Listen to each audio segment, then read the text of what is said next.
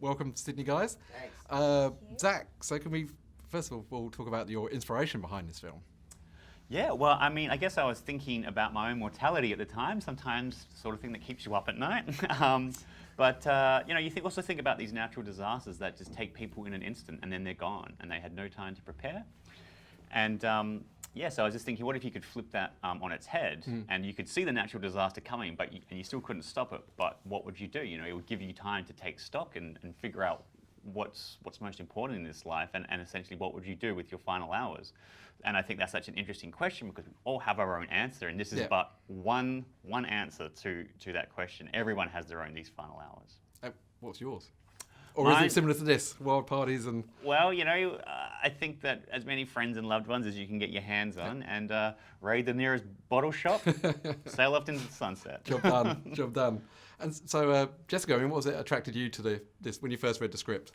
Well, the script. I read the script and responded to it so strongly. And I knew of Zach and Zach's work. And it just really connected with me and sort of a story that I thought, the genre is, apocalyptic films, we see them all the time, but I thought we haven't seen something like this or something like this from Australia. It's a very local story and very familiar, and I know these people, they're friends and their family, and I just thought it would be beautiful. It'll be a beautiful film. So if they would let me be a part of it, I was happy to get on a plane. We're happy to have you. I guess that's the thing. We see lots of apocalyptic movies and post-apocalyptic movies, but none shot in Perth.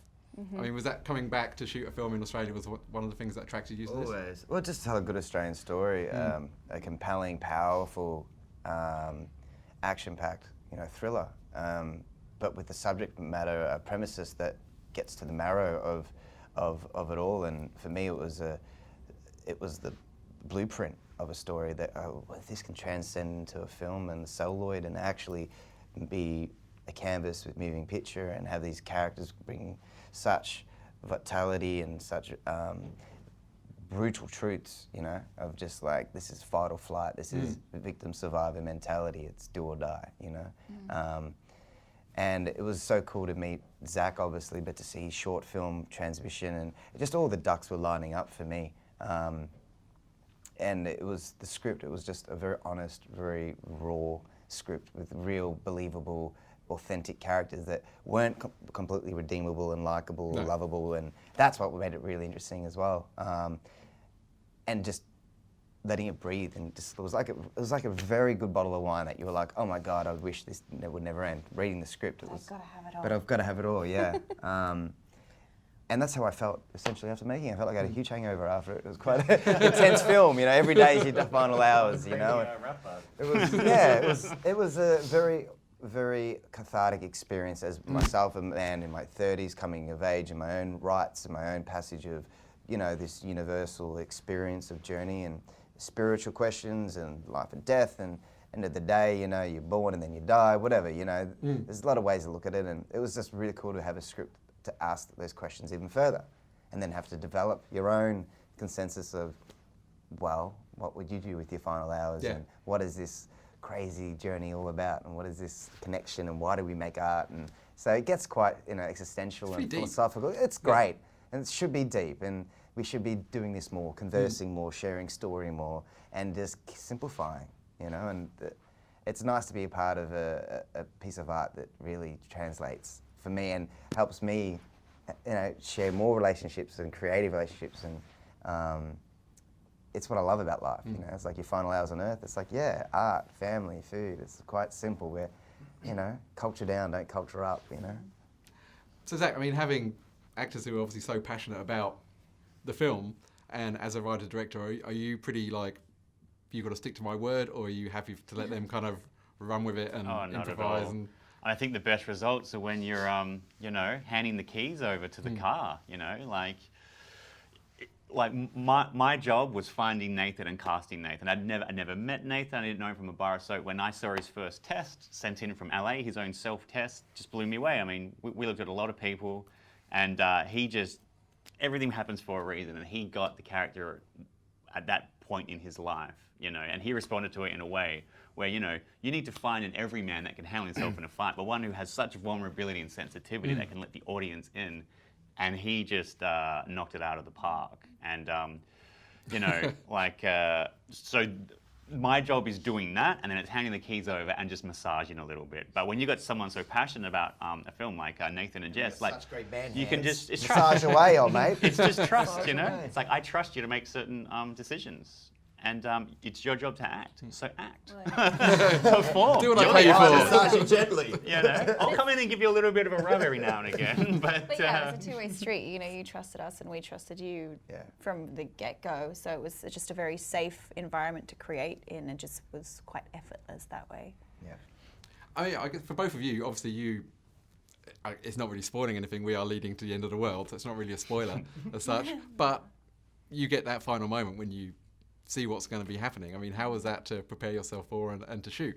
Because I guess you were in front of you weren't in front of a big ball of fire. No, but it's that's the funny thing. Yeah, I mean, Just the acting. that was probably, I mean, it looks amazing on camera, but it was probably the funniest moment for us for me Yeah. during the shoot. No, it was. It's like being on a beach on this sort of earthquake contraption, imagining a fire. That's my job, an actor. Of a fireball coming at us, but it was just all kind it's of like a really bad mechanical ball without the ball, Yeah. but you're on the thing, and us holding and on us to holding each onto other. each other. It's like this film could be this could be a really bad film now. I don't know. Did you notice that we just got that little screen? Stuff felt great, but pretty I hope the short. special effects are good. So it was actually the only time I was a bit worried because I'm like, man, if the effects suck, it's gonna Yeah, suck. they've got to nail this. You know what I mean? But that was such a funny day. Yeah, because it was ridiculous. It was freezing. Fortunately, the special effects, they Always work. nailed it. Yeah. I mean, I was going to ask because this is it's not a cheap movie, but it's not $100 million movie, but you go for it, and you've got the ending you kind of want people to see, plus effects in there and gore effects when Nathan's running around, you know, trying to find out what's going on in the world. So, I mean, how did you achieve that? Well, on such a yeah, I relatively mean, there small was budget? no safety net, 25-day shoot, and you know, we just had to get it done. I think everyone just pulled their weight tenfold because they were just so excited, especially the Perth crew, just so excited about making a film in their own hometown, about their own hometown. It wasn't trying to disguise it as Nowheresville. It's Perth, Western Australia, and everything that comes with that. And so everyone just really did pull together. And again, you never know how these things are going to turn out, even down to Nathan and Jess standing in week one on a wobble board as the tide's coming in, to then cut to working with the VFX boys on making it look like the end of the world. Like, you never really know how these things are going to work out, but you just have to trust in people. It's all you can do. And thank hope. Christ, thank Christ, everyone delivered. And, you know, we had to get certain things absolutely right, or else, you know, we'd have no movie. But we also had a sense when we were doing it. Had a sense of this film being something special. We knew that then that because everyone's doing it for the right reasons. Everyone wants to tell a story, an honest story. So I mean, we'd hoped that the rest of the world would appreciate it the way we did. But yeah, we knew we were onto something pretty cool. Yeah. It's been shown in worldwide festivals already. I mean, what has the response been?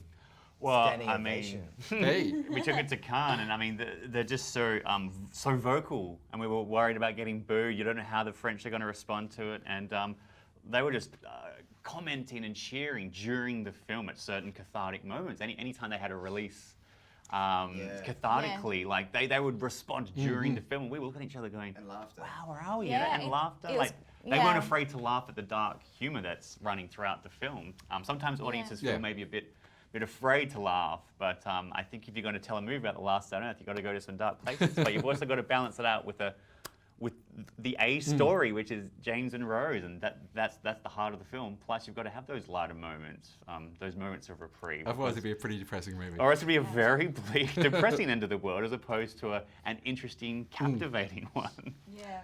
And have you thought, I mean, I think my time's running out, so have you thought, if this is a huge success, sequels?